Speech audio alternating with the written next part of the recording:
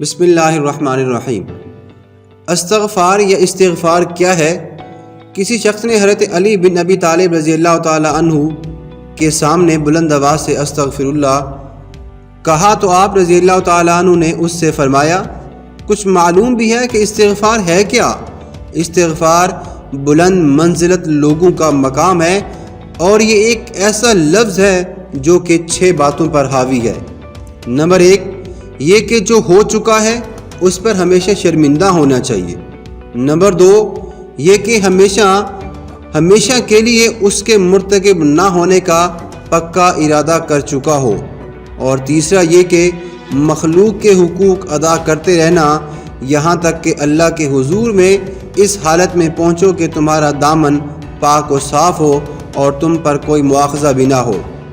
چوتھا یہ کہ جو فرائض تم پر عائد کیے ہوئے تھے اور تم نے انہیں ضائع کر دیا تھا اب انہیں پورے طور پر بجا لاؤ۔ پانچواں یہ کہ جو گوشت حرام سے نشو و نما پاتا رہے اس کو غم سے پگھلاؤ یہاں تک کہ کھال کو ہڈیوں سے ملا دو کہ پھر سے ان دونوں کے درمیان نیا گوشت پیدا ہو جائے۔ اور آخری اور چھٹا یہ کہ اپنے جسم کو اطاعت کے رنج سے آشنا کرو جس طرح اسے گناہ کی شیرنی سے لذت اندوز کیا ہے، اور پھر کہو استغفر اللہ۔ نجم البالغہ میں یہ وہ کتاب ہے جو کہ شیعہ حضرات اس کو بڑی اہمیت دیتے ہیں۔ اس میں حضرت علی رضی اللہ تعالیٰ عنہ کے اقوال و ارشادات اور جامع الفاظ ملتے ہیں۔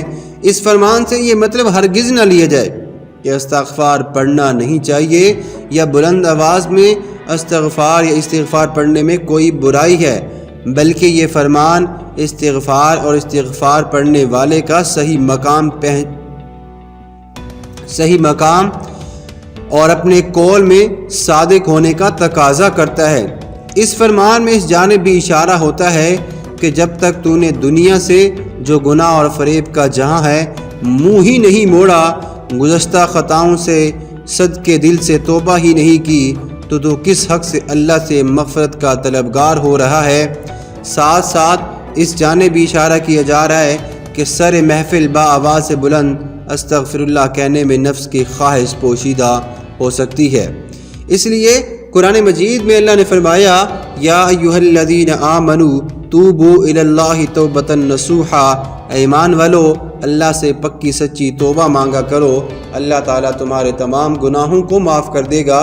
تو انسان سے غلطی سرزد ہو جائے تو انسان رب کی بارگاہ میں جھک جائے، اللہ تعالیٰ اس کو معاف کرنے والا ہے۔